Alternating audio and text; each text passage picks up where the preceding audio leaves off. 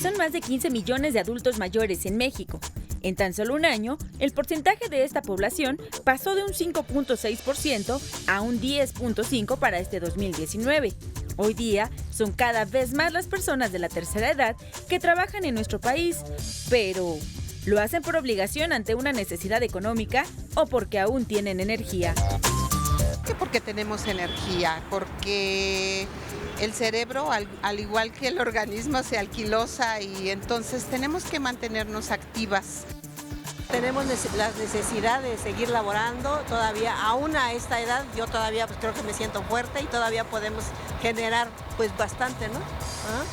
Bueno, porque tienen mucho por dar todavía, pero adicionalmente la vida laboral es una manera de realizarse y si tienen las fuerzas para hacerlo, pues se mantienen felices y siendo productivos. Actualmente, 8 países de Latinoamérica, incluyendo a México, dan esta oportunidad de empleo a personas mayores de 60 años, incluso aunque perciban una pensión. Especialistas atañen la actividad laboral a mantener ocupada la mente y el cuerpo. Por otra parte, los estudios psicológicos señalan que un adulto mayor que convive con más personas en un ambiente laboral los hace sentir más útiles dentro de una familia y, por supuesto, de la sociedad. No se necesita tener actividades específicas y complicadas. El que ellos puedan auxiliar al equipo de trabajo siempre les generará una satisfacción personal. Mariana Ríos, El Heraldo Media Group.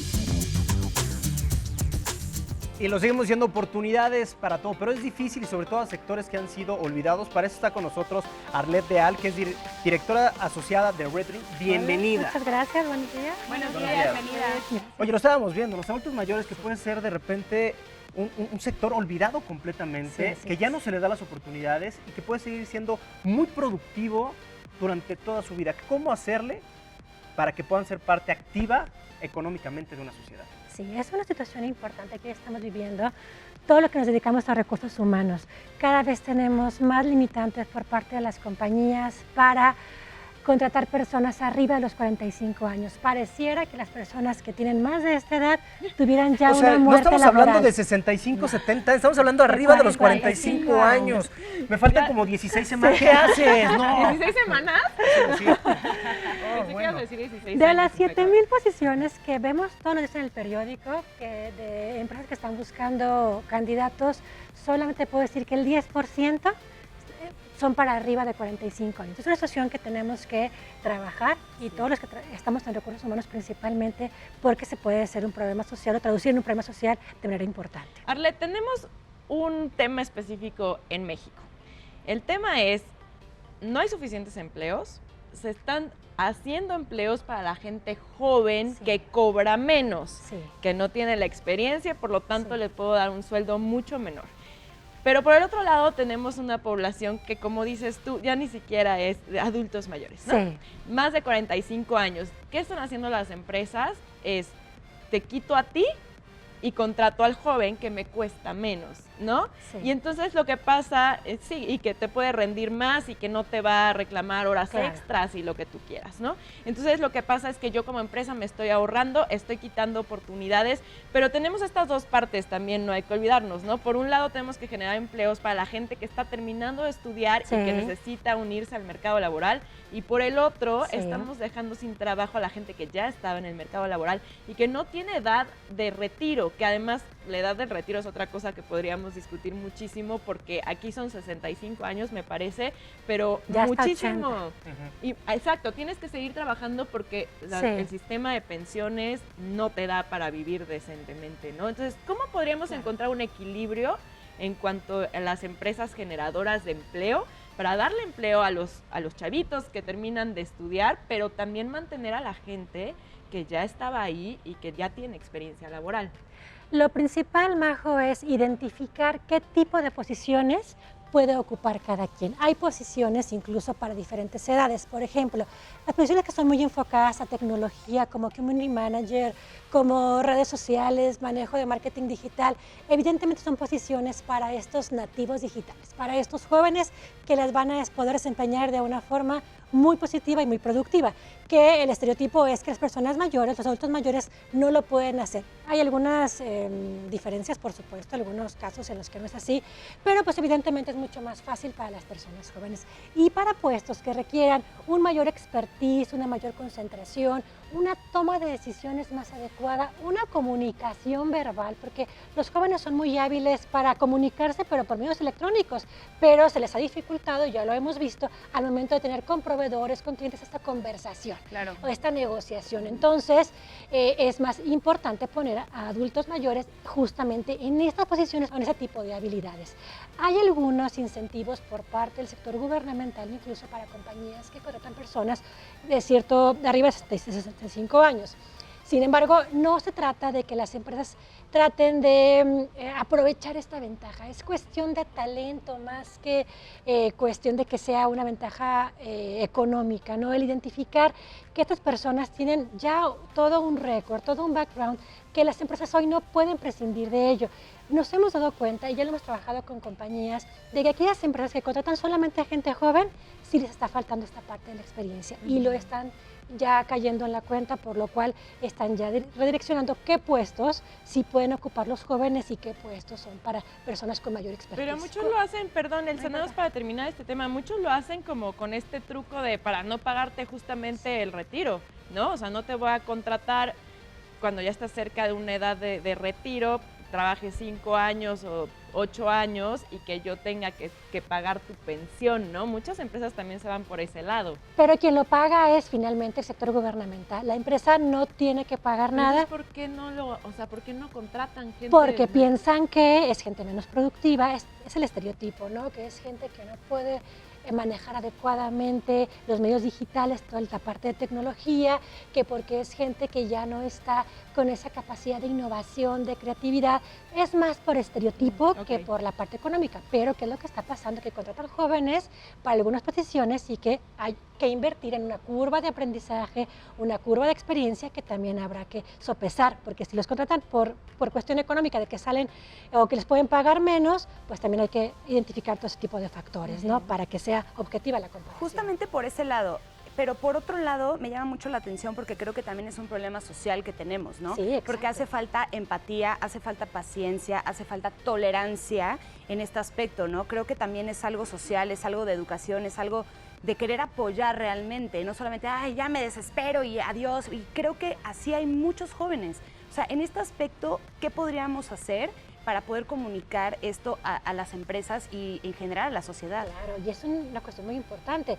Es trascendental para el área de recursos humanos crear las estrategias para cuando tenemos 3 o 4 generaciones dentro de una misma compañía que puedan trabajar y que los jóvenes no comenten esto de que es que me desespera, es que no entiende lo que le quiero yo decir, lo que le quiero yo transmitir. Entonces, sí hay que trabajar en políticas internas por parte de las empresas, principalmente, insisto, por recursos humanos, para poder complementar, porque el tener 3 o 4 generaciones es muy rico para cualquier compañía, es altamente productivo, pero hay que saberlo hacer, porque si no terminas en que todos están peleados con todos. Es que creo que hay empresas a veces que creen que es menos importante esta parte de recursos humanos, de poder sentarse con todos, con los que están trabajando y decir, ok, cero tolerancia en esto, cero tolerancia en lo otro, porque dicen, ay, ya, ¿para qué? O sea, eso no es importante, ¿no? Y creo que sí es algo que hay que atacar.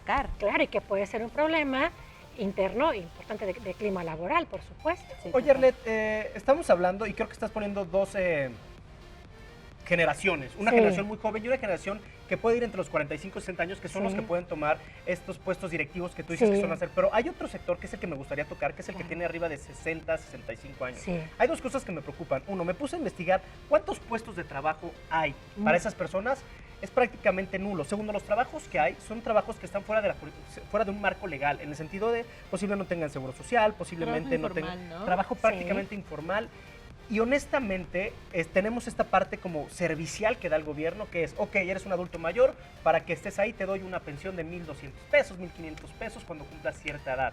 Pero realmente ustedes como Red Ring, ¿qué trabajos le ofrecen a una persona mayor? ¿Qué le están buscando a esa persona que tiene arriba de 60 años y que pueda tener buenas condiciones y sobre todo un sueldo y un trabajo digno. ¿Ustedes qué le ofrecen a ese sector? Nosotros trabajamos constantemente, tratar de concientizar a las empresas el por qué no contratar a gente arriba de 60 años, porque es una problemática, como bien lo mencionabas, que puede ser social a corto y a mediano plazo. Tratamos de convencer a las compañías en que pueden contratar a gente mayor. Lo que hacemos es, cuando nos piden alguna terna de candidatos, mandamos, sí, 3 dentro de los límites de edad que nos ponen, pero también podemos poner un plus y generamos que esta persona sea altamente competitiva y muchas veces logramos que sí la empresa lo atraiga. También como parte de Red Ring tenemos una fundación en la que tratamos de apoyar, de crear esta vinculación entre el sector productivo y la gente con este grupo social que tiene esta edad para tratarlos de involucrar dentro del sector, pero como tú lo mencionas, formal, que no sean empleos solamente pues un poco rezagados, el que atiende en un centro comercial, el que las bolsas del súper. Que no sea nada más, que sean empleos que generen valor, porque es gente que tiene la mayoría una expertise importante. Entonces, sí trabajamos conjuntamente en elaborar ese tipo de políticas y vinculación con las empresas para atraer a este mercado laboral e impulsarlo dentro de las compañías. Yo regreso, Arlet, a esto que hablábamos y que mencionaba Pablo, ¿no? Yo creo que sí tenemos un tema importante en la edad de retiro. O sea, legalmente es ¿a los cuántos años? A los 60 años. A los 60 60 y 65 años. Ponle 65, Depende de la edad de trabajo, semanas cotizadas, una serie de factores, pero entre 60 y 65 años. 65, vámonos más para allá, ¿no? Vamos a poner 65. Poco porcentaje de esa gente que se retira tiene una pensión que le alcance perfectamente para vivir de acuerdo a la inflación y demás, ¿no? Entonces, por lo tanto, tienen que seguir trabajando, pero por el otro lado no encuentro trabajo. Entonces, se supone que ya llegó mi edad del retiro, pero ¿qué tengo que hacer? Como dice Pablo, irme al súper de Cerillo para poder completar, ¿no? Porque la pensión que recibo no me da. ¿Qué pasaría si fuera de lo que podemos hacer como empresa, de generar trabajo, se autogeneran el trabajo? Sí. O sea, podríamos hablar de unos medios de capacitación tecnológica, por ejemplo, para que pudieran cubrir esa parte que los jóvenes traen y que a lo mejor es un requisito para encontrar un trabajo, o hacerse ellos mismos un autoempleo. Claro, lo que tenemos que hacer es, y bien lo comentas, una orientación vocacional, orientación laboral a estas personas, justamente en la parte de capacitación. Si creemos que la gente no cuenta con las habilidades tecnológicas, es muy fácil que las puedan aprender y en un corto plazo. Otra habilidad que se requiere y que creemos que estas personas no lo tienen es la habilidad del manejo del idioma inglés, en el que también se pueden capacitar justamente para poderlas adaptar. Entonces, lo importante es esta correcta orientación y vinculación entre este grupo social y las empresas para que sean aceptados, porque sí, evidentemente es gente que a los 60-65 años ya no tienen casi ninguna posibilidad, pero que tiene una expertise muy grande y que además tiene una necesidad económica importante. Entonces, ¿qué vamos a hacer? ¿Qué va a pasar? Hay que trabajar en ese sentido.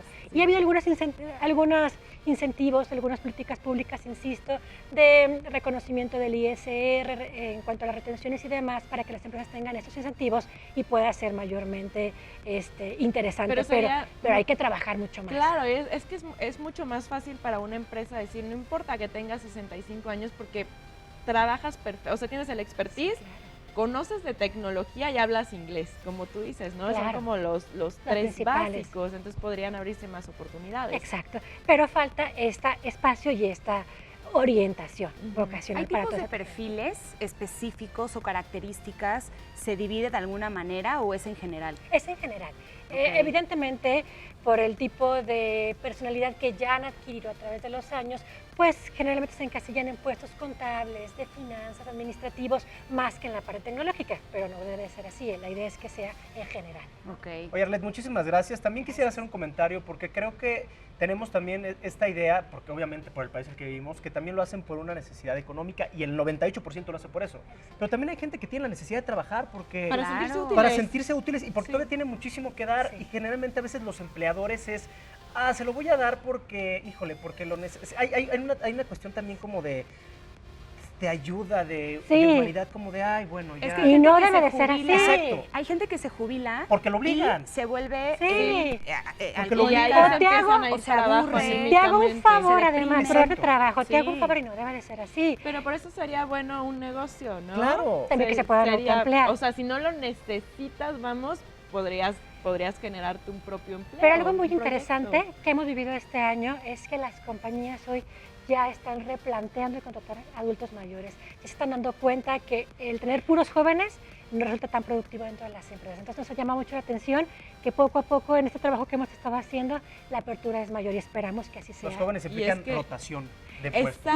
No tanta estabilidad, hoy Se ya quedan una 1 o 2 aspiración. años, bye, Así es. ¿no? Y con los adultos mayores hay estabilidad, hay una mayor madurez, evidentemente, y sobre todo lealtad en las compañías. Entonces hay que saber sopesar, que es lo más importante. Es un cambio importante que creo que debemos empezar a hacer, no solamente como empresa, sino también como sociedad, como seres humanos. Así que, Arlet, muchísimas gracias por habernos acompañado. Es un gusto siempre tenerte aquí.